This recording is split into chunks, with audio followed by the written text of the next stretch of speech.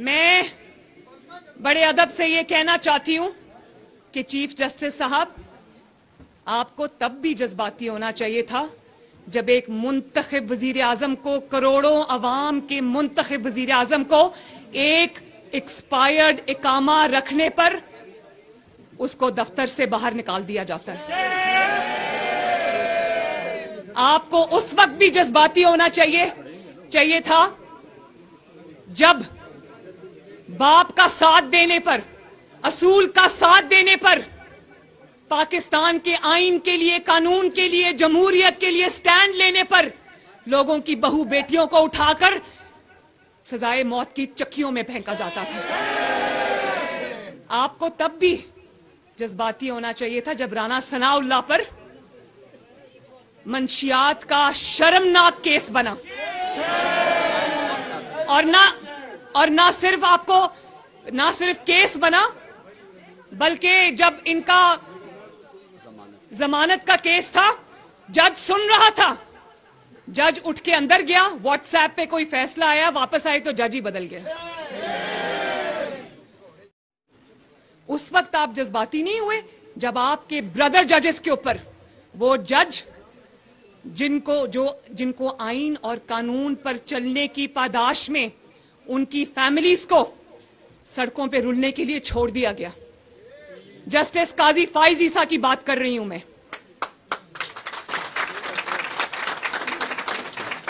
میں نہ ان کو جانتی ہوں نہ ان کی وائف کو جانتی ہوں، لیکن پوری قوم نے دیکھا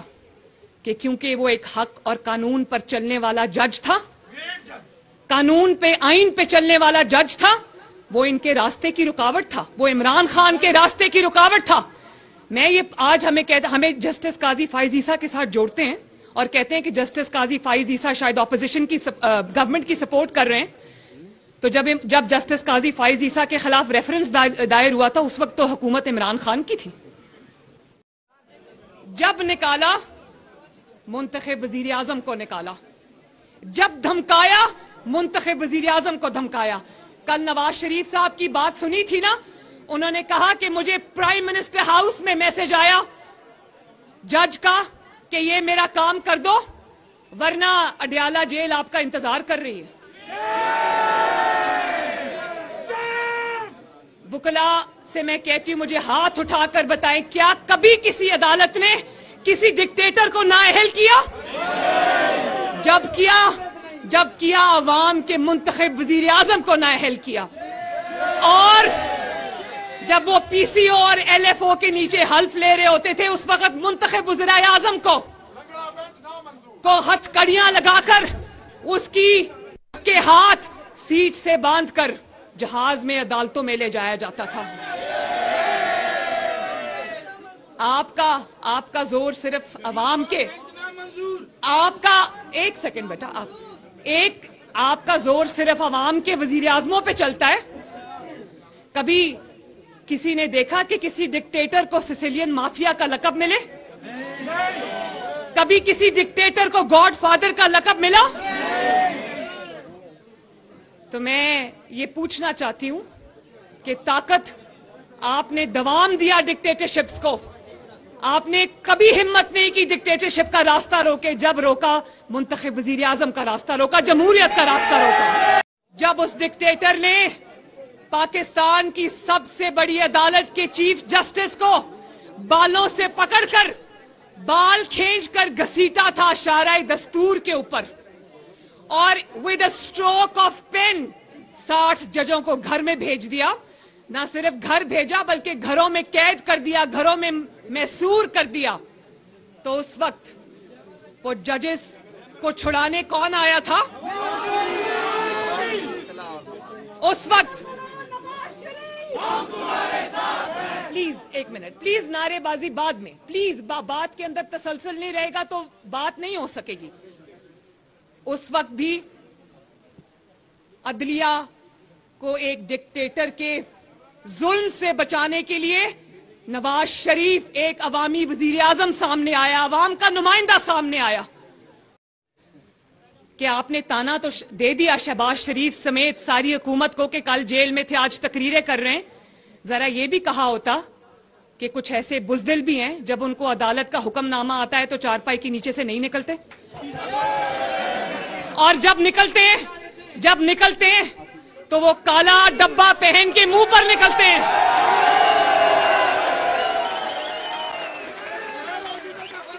وہ جیسے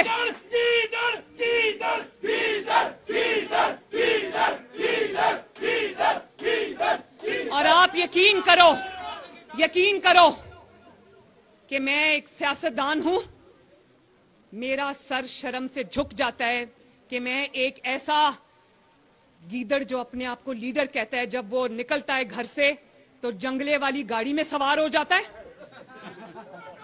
وہاں سے اتر کر منہ پہ کالا ڈبہ پہن لیتا ہے۔ میرے بچے کارٹونز دیکھتے تھے، وہ سپنج باب سکوئر پینٹس والا، اور یہ صحیح کہا کہ وہ آپ موٹر سائیکلز پہ دیکھتے ہیں نا ان محنتی لوگوں کو جو اپنی روزی کماتے ہیں، وہ پیزا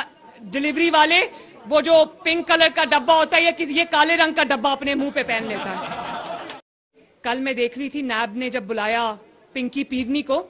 تو انہوں نے آگے سے کہا کہ وہ کوئی پبلک آفس ہولڈر نہیں ہے، تو مریم نواز شریف کون سی پبلک آفس ہولڈر تھی؟ سرینا عیسیٰ صاحبہ کون سی پبلک آفس ہولڈر تھی؟ جب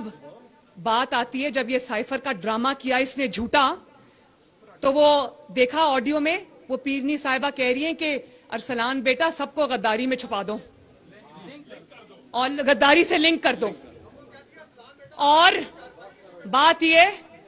کہ جب ہیرے کی انگوٹھیاں 5 کیرٹ کی انگوٹھیوں کا حساب مانگو، جب توشہ خانہ کی چوریوں اور ڈاکوں کا حساب مانگو تو وہ خاتون خانہ بن جاتی ہے۔ میں نے تو نہیں کہا کہ میں پبلک آفس ہولڈر ہوں۔ جب آپ پہ کوئی جھوٹا الزام لگتا ہے، آپ کا پہلا انسٹنٹ ریاکشن کیا ہوتا ہے؟ آپ کا ریاکشن یہ ہوتا ہے کہ کر لو میرا حساب، کر لو میری اگلی پچھلی نسلوں کا حساب۔ ہمیں کہا جاتا تھا کہ اگر جرم نہیں کیا تو تلاشی کیوں نہیں دیتے؟ تو ہم نے تو تلاشی دی، 5 سال 6 سال تلاشیاں دیتے آئے، نکلا پھر بھی ایک اقامہ۔ اب یہ ذرا بات ادھر بھی اپلائی کرو نا، جو جب سے مقدمات شروع ہوئے تب سے گھر سے نہیں نکلتا۔ اس کی وجہ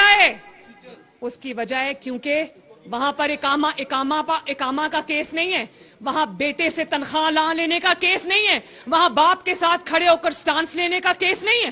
وہاں سارے کیسز اصل ہیں۔ ٹیرین وائٹ جو بچی اپنی ہے اس کو ڈکلیئر نہیں کیا، پوری قوم سے جھوٹ بولا، اور بار